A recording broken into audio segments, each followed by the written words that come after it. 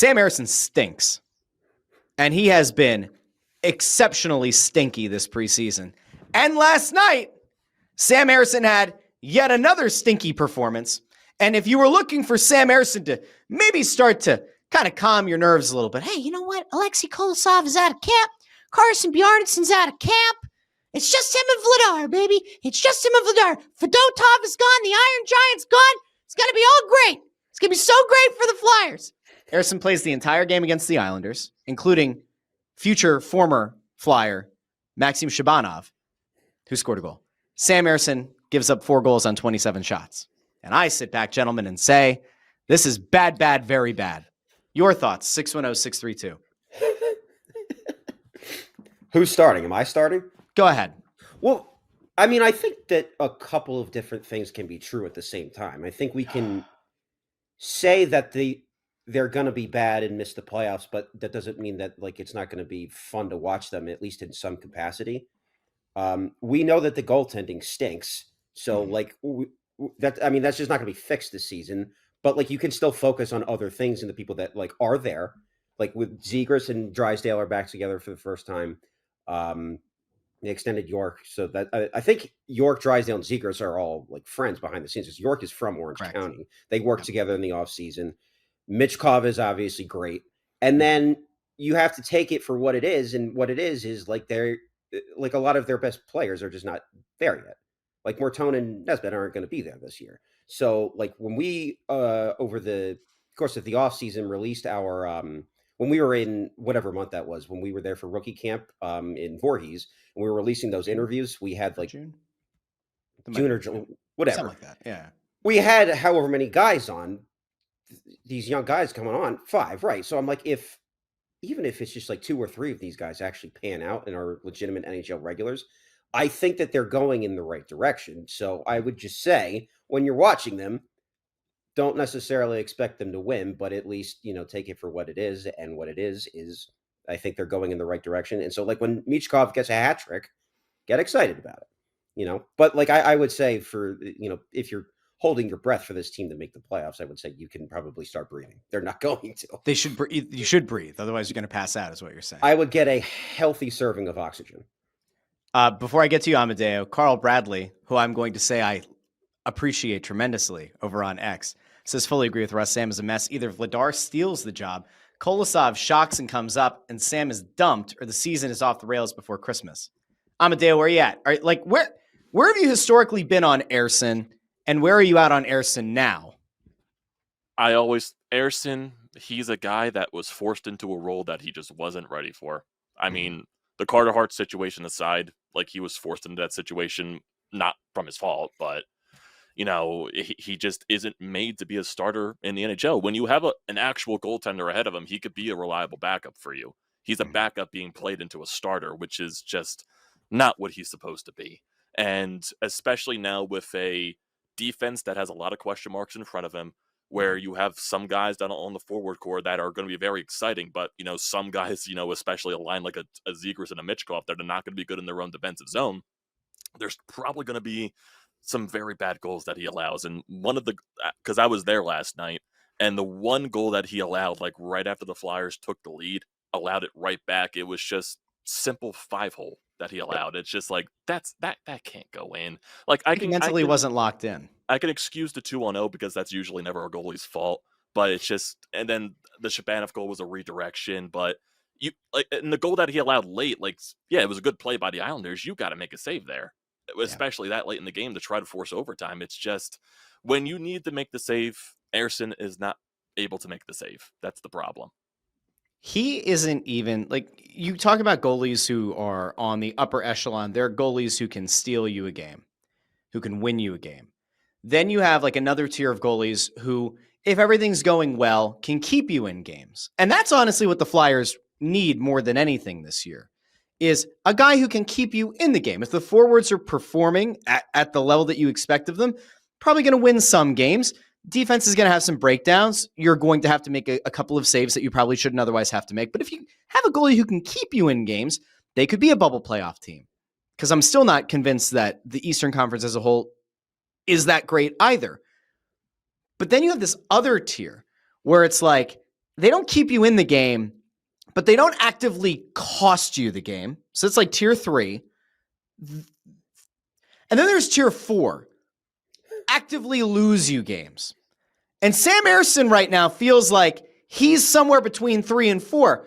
There was a time where it felt like he was a very solid second tier. He could keep you in games.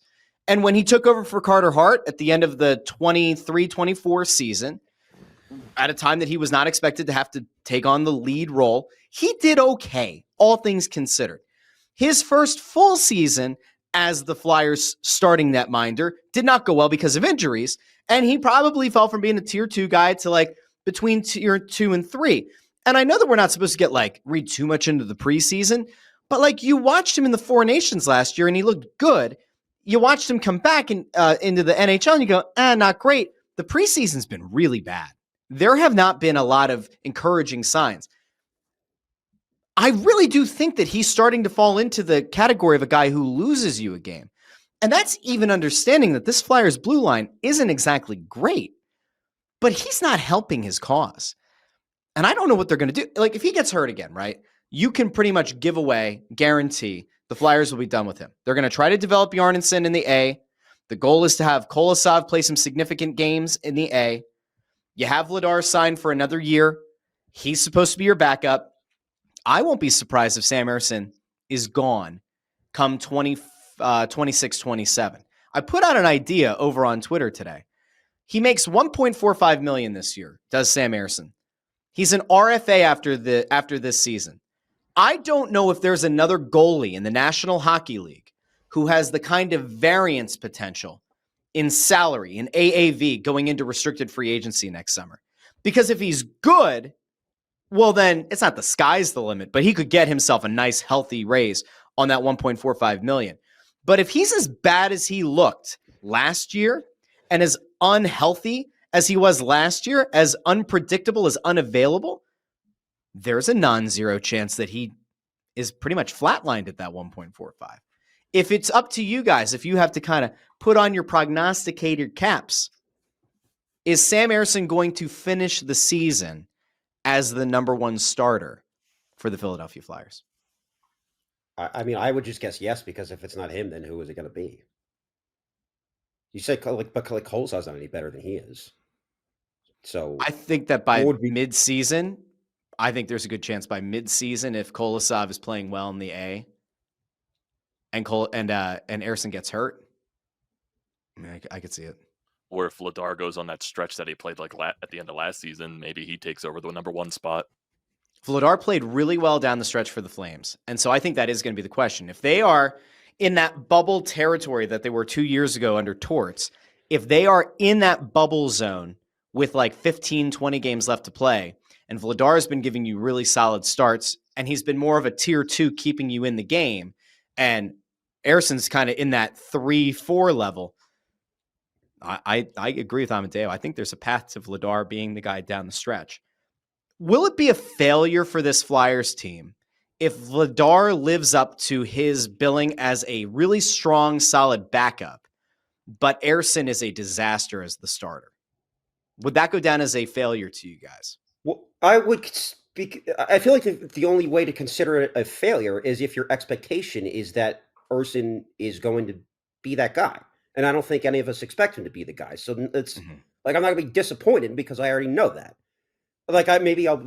We can all be pleasantly surprised, but I'm just not, for it to be the Mets were a failure because everyone expected them to make the playoffs because they have all these great players.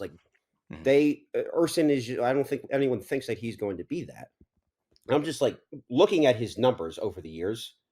The 23-24 season, we had Carter Hart for how many, until January or something like that? It was up until January, yeah. So he wasn't even playing that much in the beginning, and he still finished with 50. Ersson had 51 games that year. Yeah. Which is nuts, just how much he was playing. So it's just the reality of the situation is he can't be playing in that high of a volume. Yeah. So I'm you're saying well, what if Vladar does this? Well, I mean, if he does, then great. But I'm predicting that he doesn't.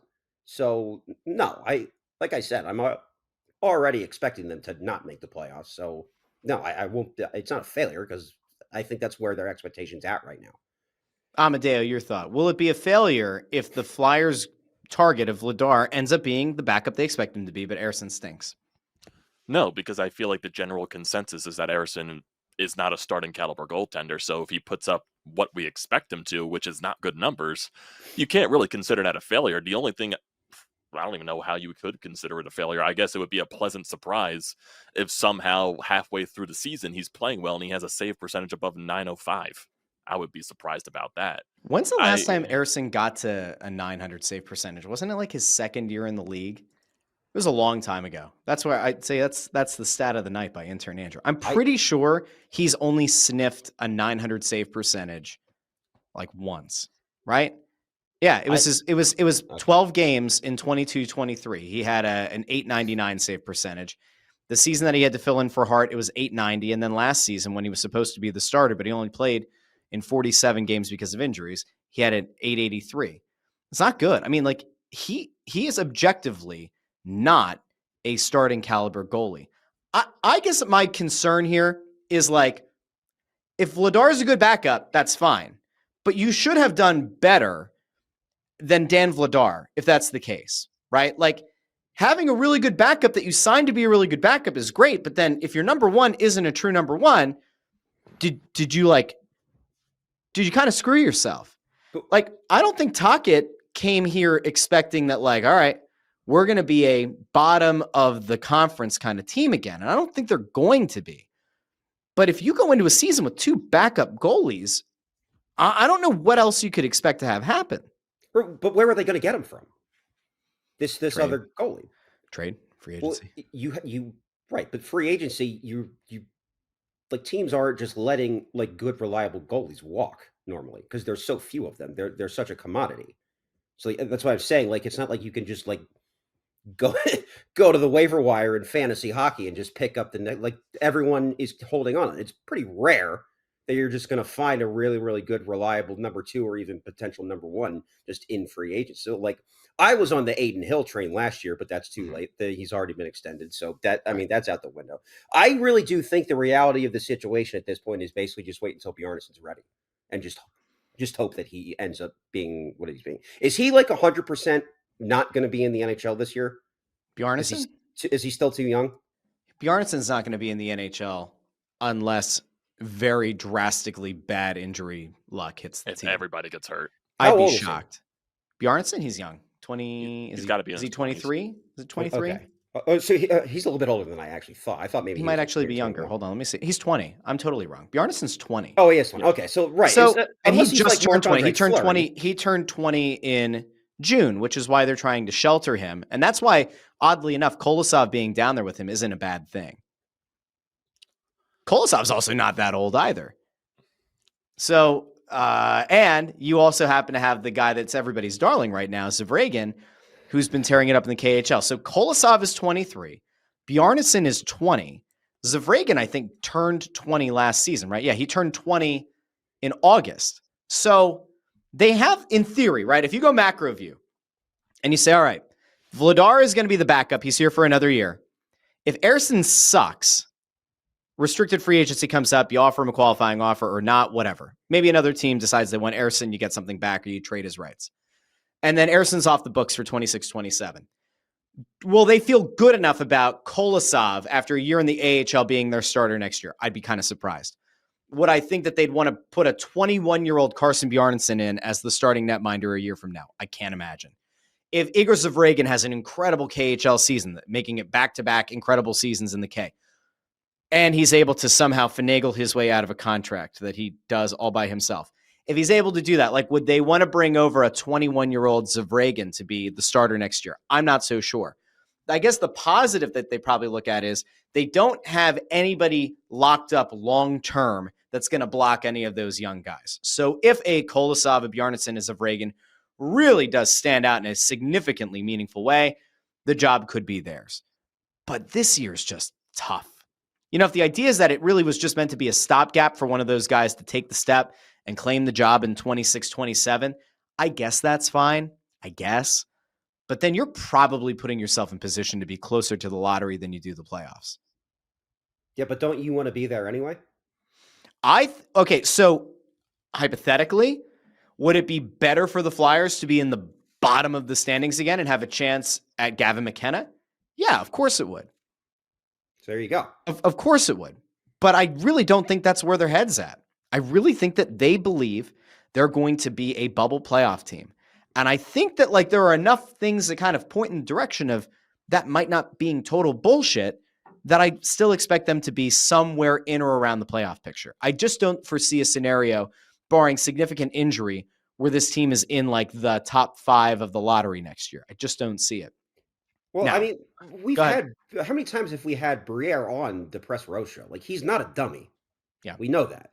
So I that's why I actually disagree with you. I think he recognizes what the team is right now, and I actually don't think he thinks that they're going to make a push for the playoffs.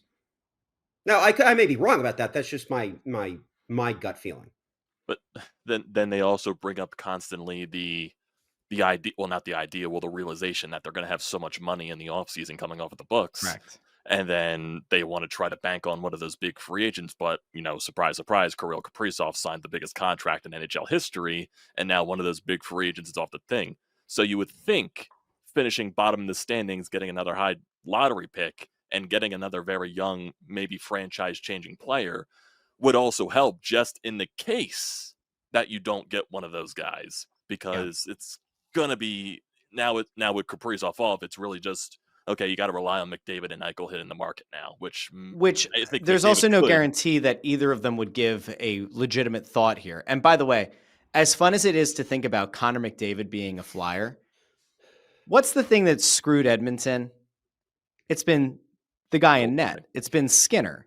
That's also true. Is he going to want to come to Philadelphia where there is no franchise netminder?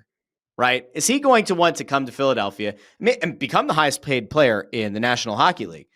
Does he want to come play here and have a guy like, I don't know, Zavragan, Kolosov, Bjarnason in net, or Vladar, and say, yeah, we're going to go win a cup there? Like, I just don't see it. The Kaprizov thing actually maybe helps them get a little bit of clarity, right? This is the kind of clarity that they needed. All right, one of the big pieces is off the board. If they were loading up for 2026 free agency, that kind of deals a bit of a blow to the plan. And maybe it gets them more active in the trade market. Like, maybe that's where this goes. I don't necessarily think that Kaprizov coming off the board means, all right, they went from thinking, we're going to try to make the playoffs, and then in the offseason, we're going to go out and get a Kaprizov or a McDavid-level player. I don't think that's what's going to happen. I do see a scenario to them saying, all right, free agents, a lot of times, the best unrestricted free agents don't actually make it to free agency. We have to pivot more to the trade market. I saw people, by the way, saying on Twitter after Kaprizov went off, oh, well, the Flyers never explicitly said that they were going to target 2026 for free agency. And I will point back to times that Briere and Jones were on Snow the Goalie, where they effectively did the winks and nods that like, oh, well, we have a lot of money coming off the books in 2026. What the fuck do you think they're going to do with that money? Yes. Like, are they going to like go on a spending spree? Is it going to be like supermarket sweeper around here? Like, no, the plan was to go after some free agent. I saw people saying, well, that gives them the flexibility to go out and make a big trade. Well, maybe it does. Maybe like, okay, sure. It gives you some cap flexibility, but what's that going to look like? They clearly wanted to go big fish, like big game hunting or whatever in 2026. One of the big game animals is now off the table, which isn't exactly ideal.